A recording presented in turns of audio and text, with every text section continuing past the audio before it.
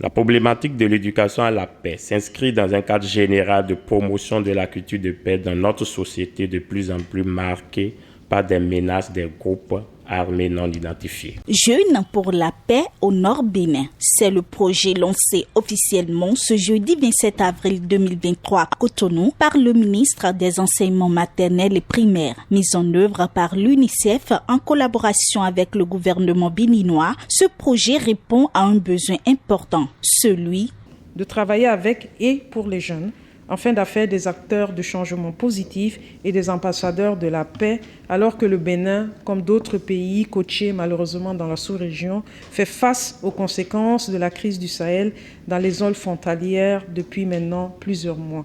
Plus de 250 000 adolescents et jeunes déjà engagés avec l'UNICEF qui, grâce à ce projet, seront mobilisés pour initier et participer à des actions d'engagement civique, de sensibilisation et de plaidoyer pour amplifier les messages de paix auprès du public, réaliser leurs droits et contribuer ainsi à la cohésion sociale. Et c'est pour promouvoir une culture de paix et renforcer la résilience des adolescents et des jeunes dans les communes affectées par la crise du Sahel au Nord Bénin que ce projet a été initié. Ceci par l'éducation et la formation professionnelle. Il bénéficie du soutien financier de l'Union européenne. Depuis plusieurs années, la jeunesse est au cœur du partenariat entre l'Union européenne et l'Afrique. Les valeurs fondatrices du projet européen sont en effet très proches de celles qui animent les jeunesses africaines.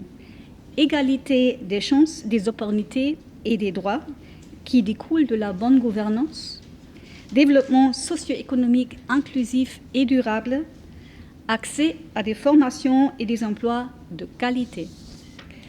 Le lancement de ce projet illustre très concrètement cet engagement de l'Union européenne, de l'UNICEF et du gouvernement du Bénin. Pour le MOMP, ce projet entre en droite ligne avec la vision du gouvernement. Ce programme, disais-je, répond parfaitement à l'ambition du gouvernement d'assurer une amélioration de l'accès des populations aux services sociaux de base et à la protection sociale. Ceci répond à l'axe stratégique 6, pilier 3 du programme d'action du gouvernement 2021-2026. Mon département ministériel souscrit avec conviction à ce programme qui répond aux besoins des populations et permettra de renforcer la synergie des actions prioritaires à la fois du ministère des Enseignements maternels et primaires et du ministère des Enseignements secondaires, techniques et de la formation professionnelle. Pour ce faire, le programme agira à travers 1. Le renforcement de l'accès à l'éducation de base, de qualité, incluant des compétences visant la résilience au choc. 2. L'accès à des formations de courte durée, facilitant l'immersion professionnelle des jeunes et des adolescents. Et 3. Le renforcement des capacités des jeunes et des adolescents pour la conception et l'appui des projets de promotion de la paix, de prévention et de gestion des conflits.